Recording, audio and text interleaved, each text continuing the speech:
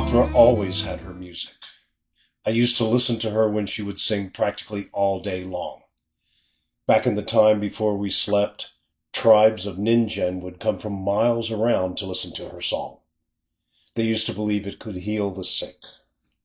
I'd be lying to myself if I said that my distaste for drunken crowds was the only reason I hadn't been to one of her shows. Being honest with myself, I had to admit that it was also because I didn't know how she was going to react when she saw me, and the longer I stayed away, the worse it got. I didn't know if she would be happy or mad, or if she would just completely ignore me. Even if I sat in the back in a dark corner of the audience, I'm kinda hard to miss. The reason I was here, now, wasn't because I came to my senses, but because I trusted her senses. Over the many millennia, I had learned to trust her senses even better than my own gut. Mothra wasn't just empathic to living things, she was empathic to the whole world. If she needed to see me for any reason, it was always best not to ignore her. The club that hosted her show was the Midnight Orchid. It was a name that promised something delicate, but I knew better. It sat on the edge of Beverly Hills, in a part of the city where the real money had started to build itself monuments to greed a few years back. The Depression was a fever that had the city by the throat, but up here, it was just a bad dream they'd already forgotten. A light rain had polished the street to a mirror for the neon sign of the Midnight Orchid. It sat there like a promise nobody could keep, a glowing lie on a wet and honest street. A car, the kind that cost more than a man's future, waited at the curb, its headlights throwing long, pale fingers across the asphalt. The club doors looked like a mouth ready to swallow you whole, and behind them, I knew, was a different kind of darkness. It was the kind you paid good money to get into, the kind that smelled like cheap perfume and expensive trouble. I stood there staring at it. This was nuts. I'm standing out here like some street hooligan. Why? Because of her. What was it she was going to do to me anyway? It's time to pull up my pants and do my job. I went inside.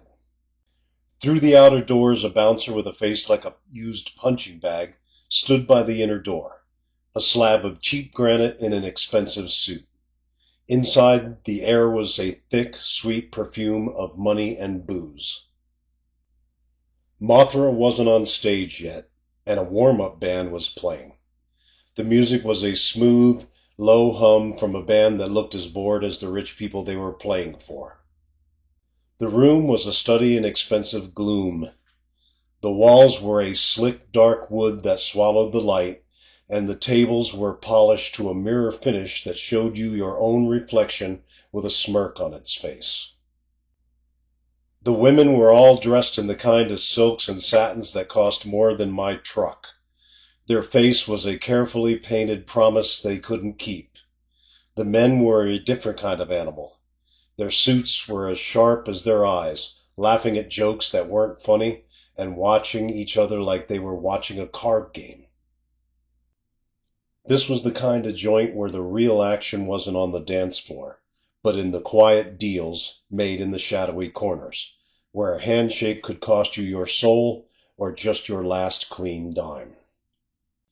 I looked around for the entrance to backstage. Just then, a thin and effeminate gentleman in a tuxedo and a pencil-thin mustache suddenly appeared in front of me. He looked like a corpse someone dug up, dressed, and put to work. "Sir, I believe you will find the proper accommodations for you on the second-floor balconies. I believe there is a gentleman, such as yourself, there already. Would you come this way, please?" I followed him to a spacious elevator, about the size of a freight elevator in my building, but this one was made up in style. Obviously, with Mothra as a star attraction and Gamera as a regular customer, they would have better accommodations for kaiju here. But who else could be here? A gentleman of my kind? I thought about why Gamera would be here tonight. Was he here to see if I took his advice? Or was Mothra up there watching the warm-up act? Not likely. It must be Gamera. I'd have to confront my friend about his lack of faith. The elevator doors opened, and I got a view of an empty balcony booth, and through it, the stage down below. The booth looked as if it originally was meant for 6 humans, but had been modified with a large, comfortable-looking couch for 1, possibly 2 kaiju. A half-circle hallway went right and left.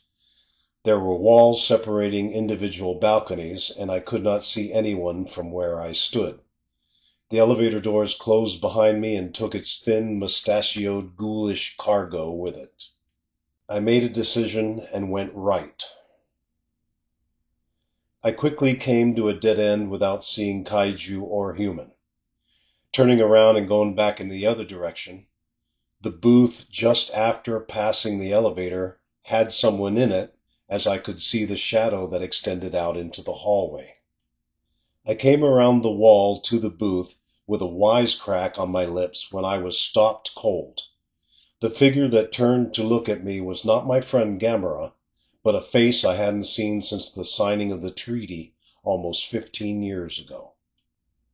Rodan, the Ancient One, the first of the kaiju to evolve.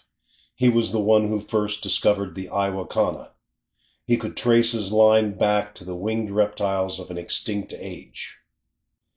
His power was in fire and wind.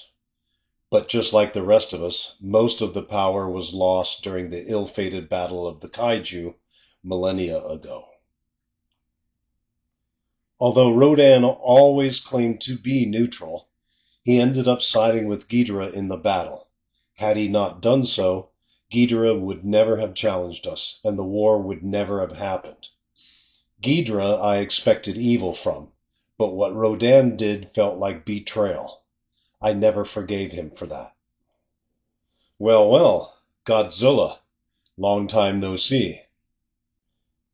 Rodan. My response was like ice. He was dressed only with a colorful necktie. I didn't really want to talk to him, but I couldn't help myself. I see you dressed up for the occasion, and it's Mr. Zilla to you. The Ningen won't let me in without at least a tie. I see you're running around trying to fit in with the lesser creatures. Rodan's attitude was different now. He seemed meaner. His distaste for the humans was new, but then again, a lot can happen in 15 years. You've added a new edge to your personality, and not a pleasant one. I haven't seen you here before. Is the price of admission too much for the salary of a private dick? Or is there another reason you stay away? His comment hit its mark. I just glared at him. She's as talented as ever.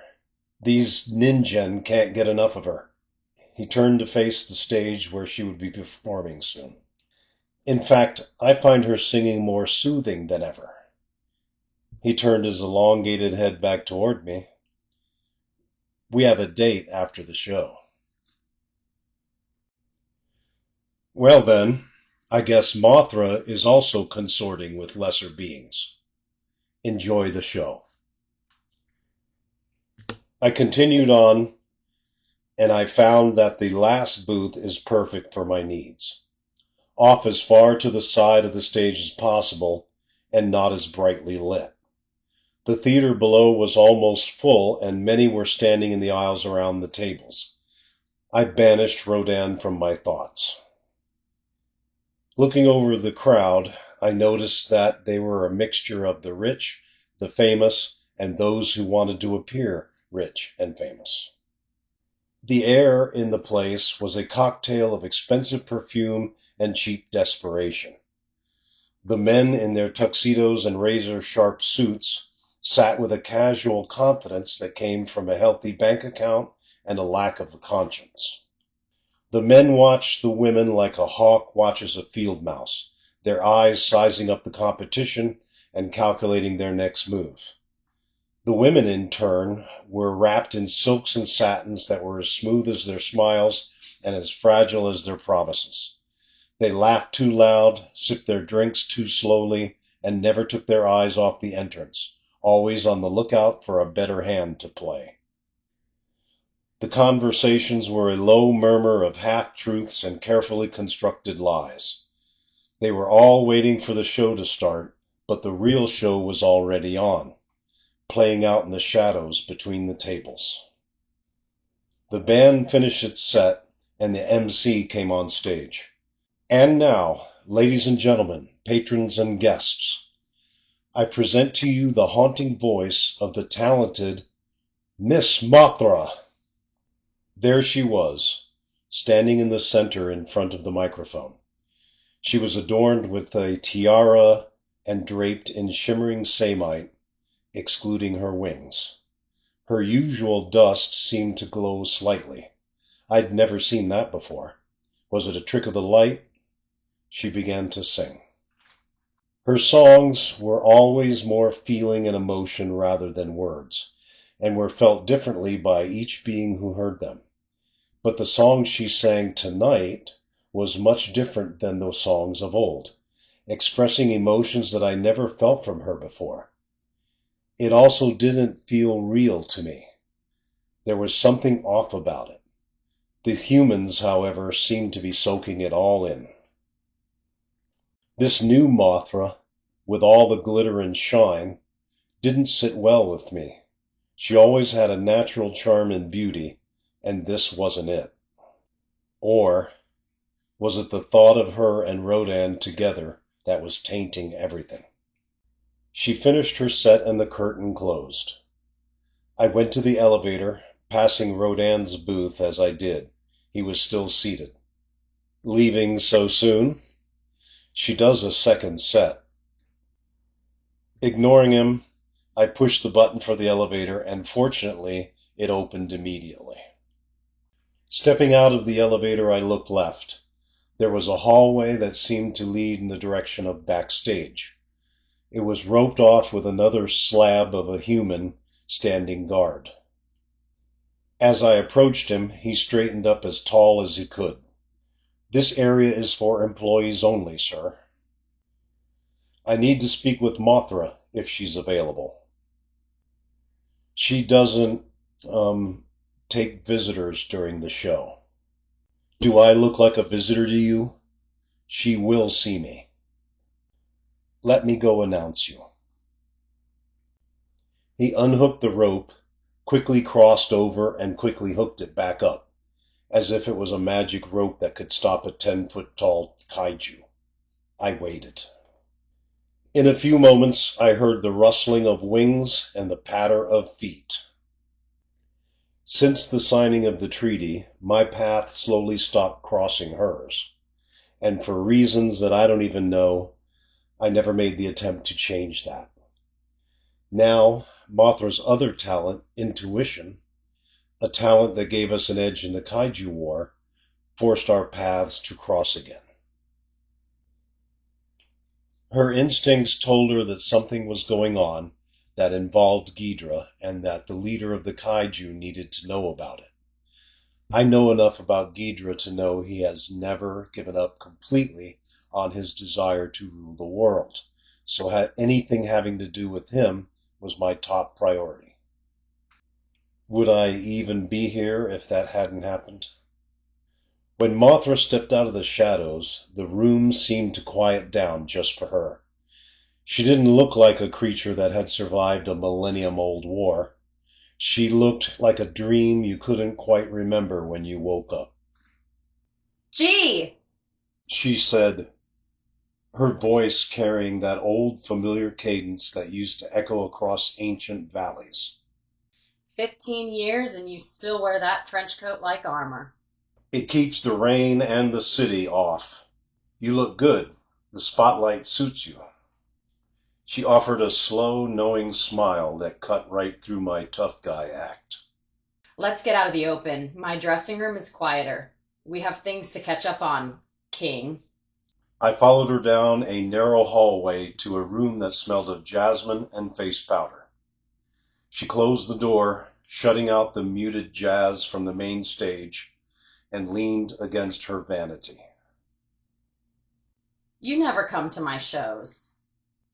The whole city comes to hear me sing, G, but the one set of ears I used to sing for is always miles away, staring at a dusty desk. I'm a busy man. People get killed, they leave messy trails, they hire me to clean them up. I don't have much time for music these days. You're evasive. You always were when you were hiding something. You miss the old days, G. You miss the songs, but you're afraid if you sit in that audience, you'll remember too much of what we lost after the war. She was reading me like an open case file. I chewed on the inside of my jaw and changed the subject. You didn't page me here to critique my social calendar, Mothra. You said your intuition was buzzing. Her playful demeanor vanished, replaced by the sharp, calculating intellect that made her the perfect ally in the old days. Ghidorah. He's building an empire in the shadows, and one of my biggest fans is sitting right in the middle of it, a girl who works the phones at a shipping front he runs. And She's been bragging to me after sets about a new flame, a German national. She says he's a clerk or a runner for a high-level German emissary. This emissary is spending an awful lot of time behind closed doors with Ghidorah and his top muscle. My senses are screaming, G. A crooked underworld boss and a foreign emissary don't hold secret meetings just to exchange pleasantries. Something is brewing. I didn't answer right away. In my line of work, you hear a lot of rumors. But Mothra's instincts weren't rumors. Millennia ago, her gut feeling saved the Seiju faction from being ambushed more times than I care to count. If she felt a storm coming, you better start boarding up the windows. A German connection. It's thin, but if Ghidorah is playing politics with foreign gold, it changes the whole board. Without more proof or a specific target, though, my hands are tied. Gamera and the badge wearers won't move on a hunch. I know. But I wanted the king to know first. I'll keep my ears open at the club. When the girl talks again, and she will, you'll be the first to get the dirt. I appreciate it. We chatted more about nothing, but it was getting close to time for her second act, so I brought up something else that was bothering me.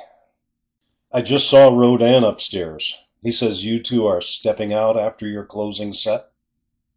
Mothra let out a musical, breathless laugh that lacked any real guilt. Rodan, please. He's a wanderer who doesn't know what to do with his time, and he happens to have a very generous expense account at the steakhouse down the block. A girl's gotta eat, G. Don't tell me that the great king of the kaiju is getting jealous in his old age. Just keeping tabs on the old crew. Keep your head down, Mothra. Ghidorah plays dirty. Always do, detective. We looked at each other for a moment, then I stepped back out into the gloom of the hallway. On the drive home, I considered what I had learned. I knew pieces of news and casual conversation that the Ningen country of Germany had suffered from their loss in the last war, and that there was much chaos there. But that's pretty much all I knew. I had to find out more. I wouldn't be getting much sleep tonight, and the Fletcher case would have to be put on hold until I got more information about the Germans.